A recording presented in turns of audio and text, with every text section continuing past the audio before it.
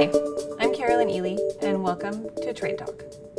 In this edition of Trade Talk, we're going to take a look at opportunities for Canadian exporters in some of the world's emerging markets. Most of Canada's exports still go to the big three, the US, Europe, and China.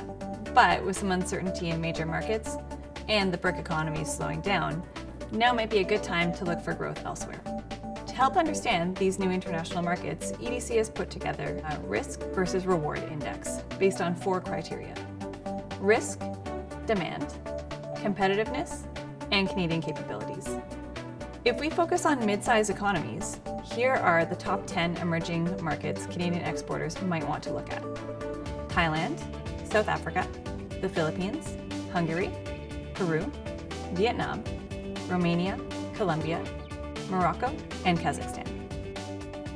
So there's several factors that make these markets appealing. The first one is that they're mid-sized, so they're not these enormous emerging markets that might be intimidating to enter into. Secondly, they have relatively manageable risk environments, so they're mostly in the low, medium, or medium space. The third factor we look at is a strong demand dynamic. So for example, you've got a strong middle class consumption and solid import growth. The fourth one we look at is competitiveness. What's the quality of infrastructure that renders these markets competitive? And the last piece is the Canadian fit, so the fit for Canada. So we look at various indicators, for example, CDIA, Canadian direct investment abroad into these countries, the volume of Canadian exports historically to these countries, and the trade complementarity index. So are these countries importing what Canada is exporting? In terms of red flags to keep in mind when you're going into these markets, there are a few that stand out. One that is currency volatility. Kazakhstan stands out with its currency down 45% year over year against the US dollar, South Africa down 15%, and Colombia down 10%. In terms of overall country risk, Vietnam is a bit of an outlier as it's in the medium-high risk space. This is driven by the heavy state presence in the commercial environment, which could crowd out private sector involvement. That said, we have seen some liberalization.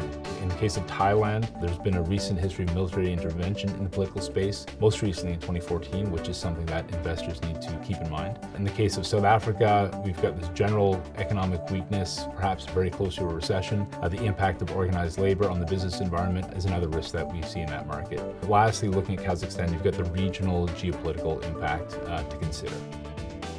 Canadian exports to secondary markets have traditionally been commodity-driven, primarily agricultural exports. But in emerging economies, the populations are young and mobile. Just like here in Canada, people are leaving the hinterland and moving to the big cities. This demographic shift is opening up a host of opportunities for Canadian exporters. In terms of areas of future sectoral growth, what we've done is we've looked at Canadian exports to these countries over the last 5 years. The first one is pharmaceutical products. So in 2 countries that really stand out, Colombia and Vietnam, we've seen phenomenal growth over the last 5 years in this space. The second group is optical, medical, and other technical instrumentation. In 4 of our top 10, we've seen triple-digit growth annually over the last 5 years. Agri-food is the third export group where we've seen great growth, primarily in the cereal space, but also in other agri-food sectors, for example, fish.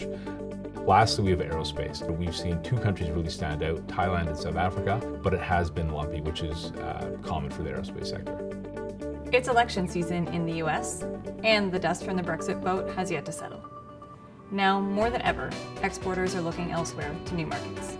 But doing business in an emerging market can be challenging, and many companies might not know where to start.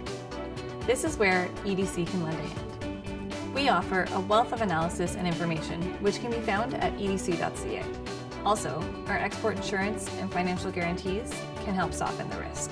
So if you think this might be a good time to take your business into new territory, check with EDC first. We're the best travel guide around. I'm Carolyn Ely, and thanks for watching.